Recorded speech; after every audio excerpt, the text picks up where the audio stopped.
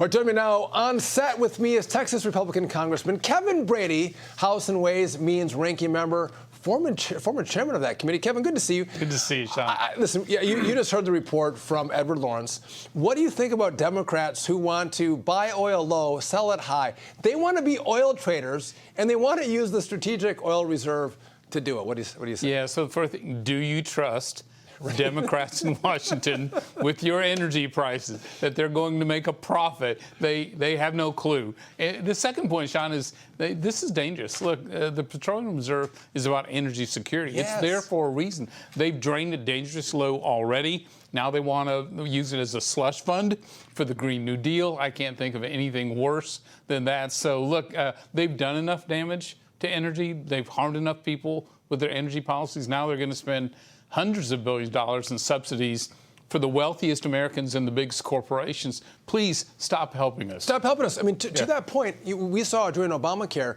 Democrats said, listen, we're going to take over student loans, and the money we make off the interest on the loans, we're going to use to fund Obamacare. Well, a few short years later, we see, oh, we control these loans. We're going to just forgive them to the tune of $400 billion. Joe Biden did that with a stroke of a pen. Yeah, it really is. Again, it's crazy. One, no president has the authority to spend $500 billion or more at the stroke of a pen. Secondly, it's just terribly unfair to everyone who's worked hard, including we have a detective in our neighborhood who worked his whole life, and his wife worked. He worked 3 jobs. He was a detective, did extra security, sold carpet on the weekends so his daughter could go to a state school and come out with a good degree and no student debt. So now that same family has to work to pay off someone else's student debt. It's just unfair. And the final point is, as Larry Summers pointed out, this drives inflation higher. This, and not just in college inflation, but the economic inflation as well. So, look, it doesn't make sense. I was really pleased to see a lawsuit filed today challenging it. I hope it's the first of many. You know, the story of the neighbor that you have is a story of America. That they worked hard and they helped their kids pay for school, or they said, listen, you got to take out loans and you got to work hard and pay those loans back. And that makes, I think, those Americans very angry. I want to talk to you about tax reform because, you know, in the Trump era, I was a member of Congress. You led tax reform, and that set up, you know, historic growth of the 4 years of the Trump presidency. People who didn't like Donald Trump still loved the economy. In the Commitment to America that Kevin McCarthy dropped last week, what's in that package in regard to tax reform? Yeah, so first, I'd be remiss not thanking you for your leadership role on the Joint Economic Committee on the pro-growth policy. So you were a big part of making that happen.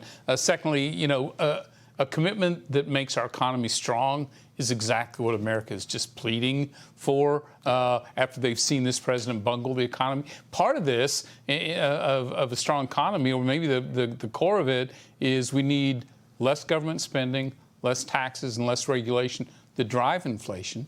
We need more energy, more innovation, and more workers to drive those prices down. And so part of this Commitment to America, which I'm really excited about, is making the Republican tax cuts permanent, because we know what we saw. We saw, you know, jobs coming back from overseas. We saw an economy growing. Paychecks were growing twice as fast as inflation. We lifted millions of people out of America.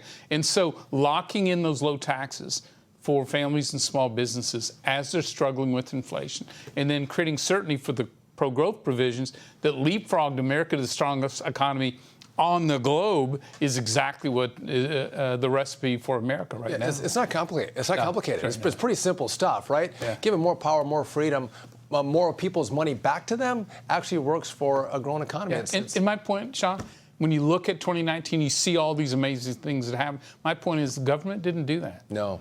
Free enterprise, economic freedom, people simply keeping more, you know, of what they earned, and incentives to reconnect to work.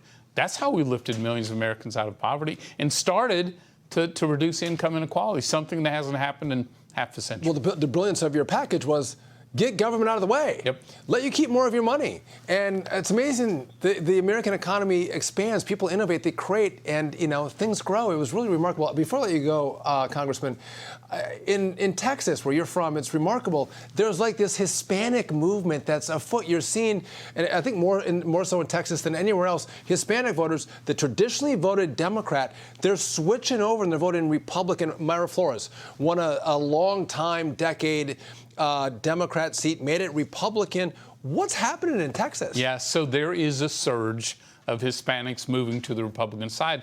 And despite what President Biden says, their number one issue is the border. Yeah. You know, security, immigration issues, their pocketbook, inflation. They don't like what they're seeing from Washington on schools or crime or any of these other issues. And so they know the party that fights the best for them, that shares their values, the Republicans. So Myra Flores is already neck and neck with her Democrat incumbent in that seat, but with the district Biden won by 13 points. Monica De La Cruz is going to win the Valley as well.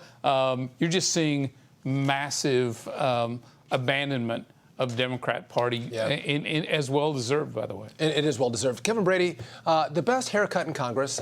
Thank you for joining me today. And by the way, you are done with your service at the start of January. You're going to finish your term. You're going to retire. You have been an asset to America and an asset to tax reform. Thank you for all you've done. Thank you, sir. And I appreciate you joining me today. Thank you. All right.